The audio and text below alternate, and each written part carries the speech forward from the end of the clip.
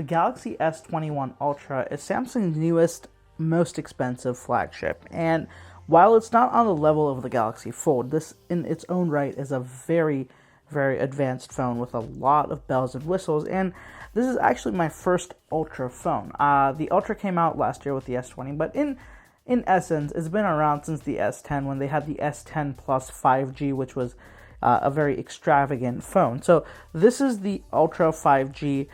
This is the Snapdragon version. It's in the Phantom Silver color. So I got this in particular because I really, really like the way that mirror finish looked. The black looks cool too, but I just really thought that this silver had a unique look to it, and I was kind of a little bit bored of matte black, so decided to try out the silver. Now, let me explain something to you about Samsung that has been very, very critical. I explained this in the S21 unboxing as well, but these boxes are very thin, and the reason for that is because Samsung, like Apple, has removed the charger that comes included with the phone. Now, Samsung was of course critical of Apple when they did it just 4 months ago, but Samsung being Samsung copied suit and has removed it a mere 4 months later. Now, personally, this doesn't affect me a lot, but the hypocrisy very much does impact me, and I hate hypocrisy, and I hate that Samsung does this. Just man up and either be quiet when Apple does it, or man up and admit you were wrong. Don't try to slide it under the rug, trying to fool people. They claimed it was for environmental reasons and that their users would much rather save the environment than have a charger.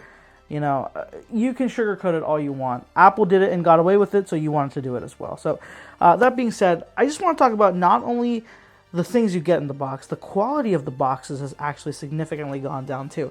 This I first noticed with the Galaxy S10. So this is the Galaxy S10. The boxes were a lot cheaper, so it's a very thin and light box. It's got, it's a weird layout where the documents and paperwork were stuffed into the top like this. Just doesn't feel right. The phone did lay flat here, but there was just not much, it was laid flat like this, and everything would kind of pop out once you took the phone out. But it did come with a charger. It did come with a USB-A to USB-C adapter in the box. It came with earphones, and it came with the tips and accessories and a USB-C cable. So there were things that came in this box that are no longer that haven't actually been seen for a little bit. Now, let me put this away, and let me show you the real thing about Samsung, like the box that really got me sold. So this is the S9. Now, the S8 was my first Samsung phone, a flagship phone, and I was very impressed right off the box with the boxes because they just look so fantastic. So there was the sleeve. It came out of the sleeve. There was this amazing box that had like a book style opening, and it presented the phone to you like this, and just the quality, the materials, everything just looked so good. Like it really felt like an experience. And you lifted up this tab. There was this nice little packaging with a case with other things in it. Then you had the phone that was neatly laid out here, and this actually is just not laid there on the top. It's laid there on a little tray, so things beneath it don't move around. So, you had the phone there, you had a tray, and under the tray, it was even more neatly laid out. You've got the same USB-A to C adapter, you've got a power adapter, you've got the earphones and the USB cable and extra tips, and everything so neatly laid out in this box. And now, comparatively, it feels like everything is thrown in there, and it's like whatever, no thought put into it whatsoever. Apple has definitely reduced their packaging, but they haven't got it down to the level I think Samsung has, where it just is like, here's an outer box for you. We really don't care. We didn't put any thought into it. Because this had a lot of thought into it. The S9, the S8, and the phones from that era had a lot of thought put into it. These boxes felt special, but no longer. And let me make that point to you guys right now. Now, whenever I talk about boxes, people get very upset. They're like, oh, just show me the phone, don't talk about the boxes. But I think it was important just to show you guys how Samsung is changing their priorities with things. So this is the box. It's not very thick. It's quite thin. It has Galaxy written on this side. It's got an S on this side. I will say they are color matched to the phone you buy. So this is silver because I have the silver phone. This is not just white. There's a 21 right there. Samsung written right here. On the back, you've got S21 Ultra 5G, just that basic stuff. A sticker up here and the IMEI info down here.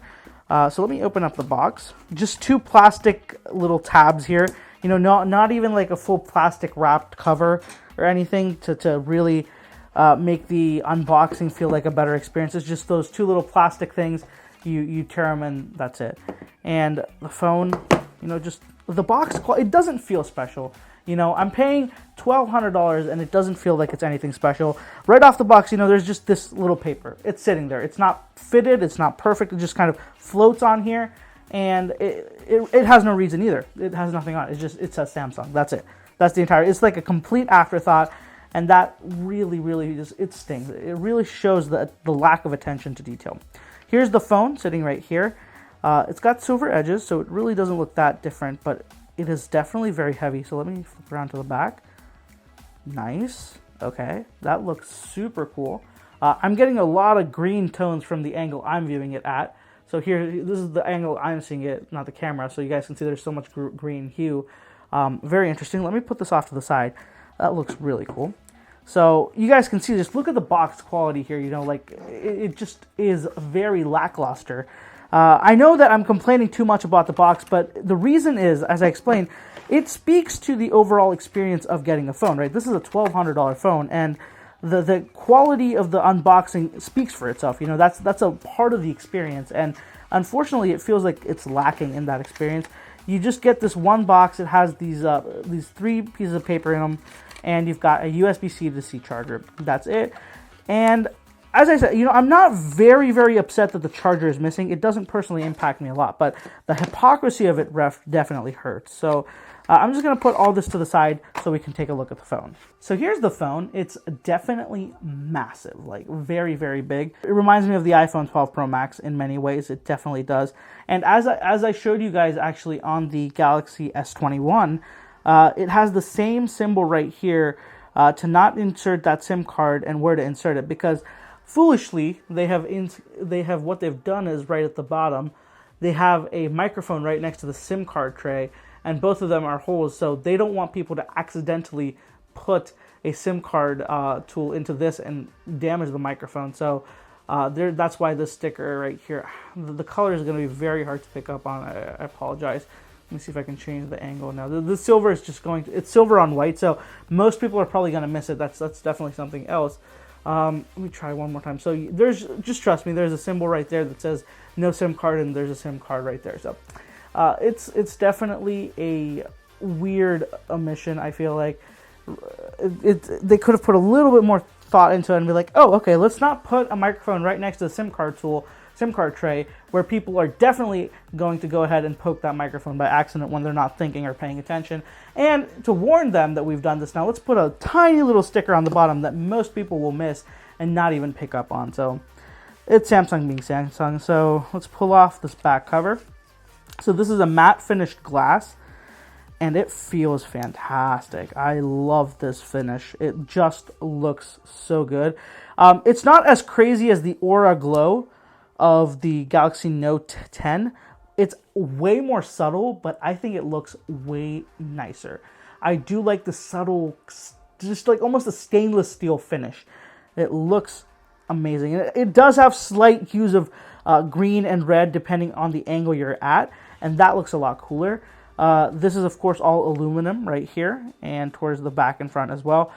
This phone is definitely way thicker than the S21, and it feels it. So the glass on here is a little bit more curved than the S21. That was a flat glass. This is not. And of course, you've got a protectant on the front. It's really not meant to stay on there. You know, it's a very light and thin. It's not even really a protector. It's more of a we don't want it damaged in transit kind of thing. And yeah, the entire phone is covered in plastic as well, all over the side. So let me go ahead and remove this plastic so I can see the edge right there with that one piece. So let me just pull it off so you guys can see it pulls off pretty decently. It's not too much of a hassle. There's two separate pieces here.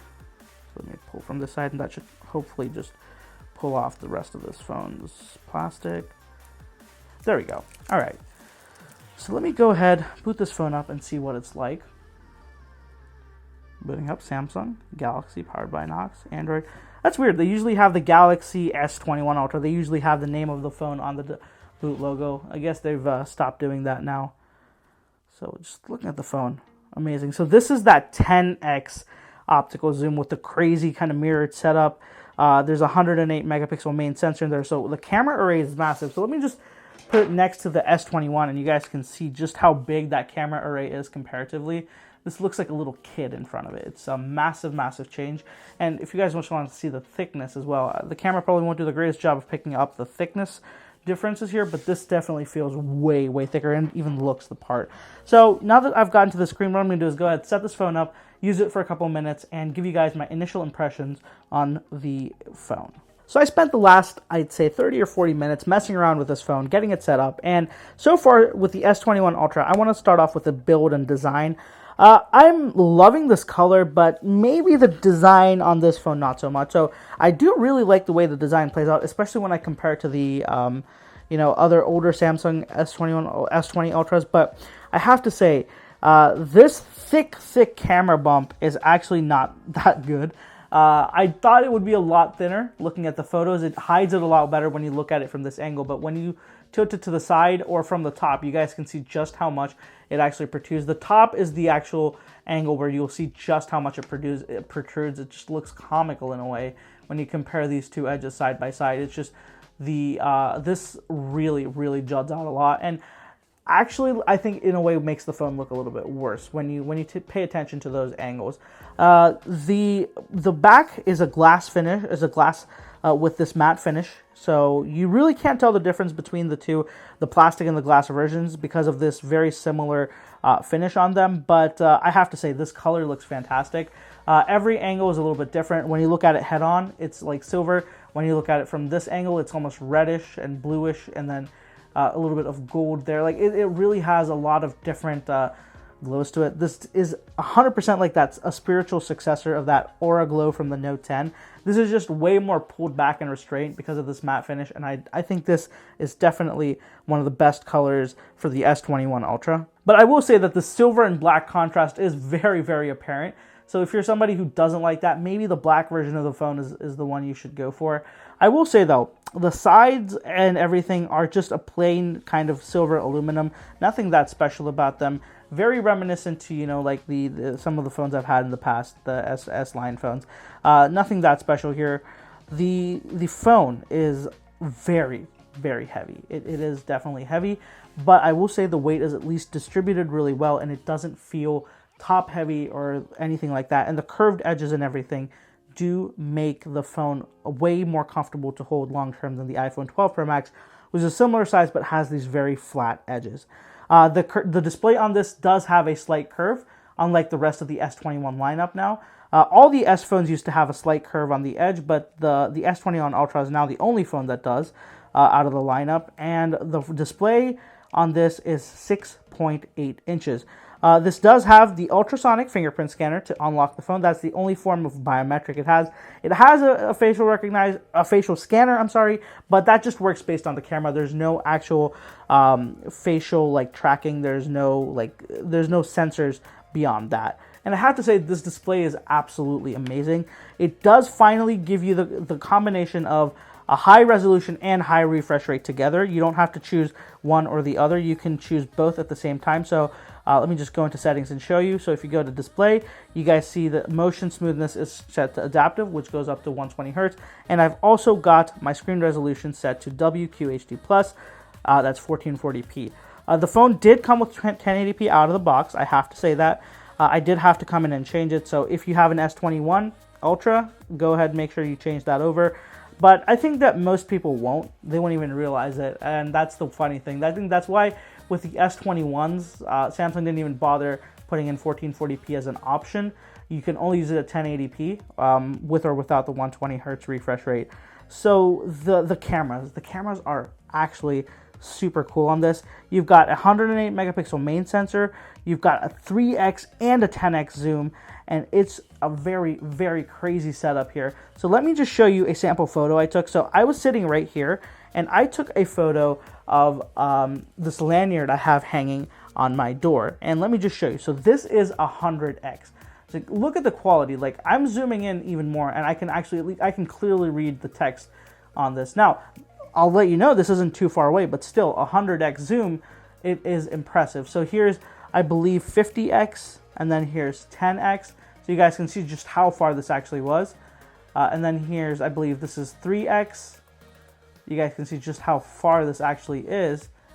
And that's 1x, and this is ultra wide. So from an ultra wide photo, you guys just can see how much I'd have to zoom in there. So this is a very, very cool feature. That 10x zoom is definitely doing something very, very impressive. So I'm impressed with this, and I will do a lot more testing in my full review outdoors and find subjects that are actually further than just a couple of feet away, maybe, you know, a couple 100 feet away. I have a pretty good idea, a pretty good place to test this out, so I'll definitely be doing that. Beyond that, I did I forgot to mention the display gets very bright.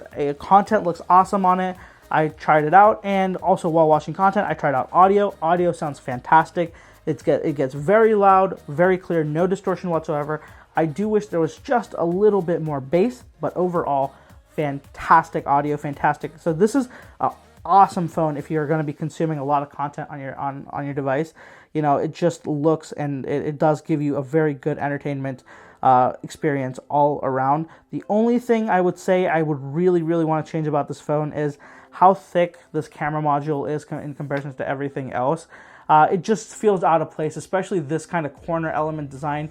It looks really, really bad. Like, if I hide it, you don't even know, but when I pull it back, you guys can see just like, it feels like a tumor growing onto it right there. And while it doesn't look that bad on the S21 and S21 Plus, because these cameras don't protrude as much, it looks just really out of place almost on this phone. One more thing, you know, just looking at the phone from the outside, the power and volume buttons are on the right side both, which is annoying because the volume button is actually pretty far up on this phone. So the power button you can very comfortably access if you're holding the phone like this, but the volume button you definitely have to stretch, and even with stretching, I'm only getting to the bottom button. To like get to the top, I'd have to completely move my hand up to do so. They could have just moved the volume button over here, and that would have been a much better option. This side is completely empty, by the way. There's nothing here, no SIM card tool, nothing, just two antenna bands. So that volume button could have been moved over there, and things would have been a lot better. Software-wise, it's One UI. There's a lot of similar Samsung elements to it. The one very good thing is now you can finally have a Google feed here instead of Samsung's feed. That's an addition I'm very, very happy about. Bixby still does exist, so if you hold the power button, it will show up. You can disable this, but it survives, but at least it doesn't have a dedicated button. If you guys remember those days, those were very frustrating days. And there is a lot of bloatware on this phone. You know, there's a lot of Samsung stuff. There's something called Samsung Free, which is, I think, their version of Google now.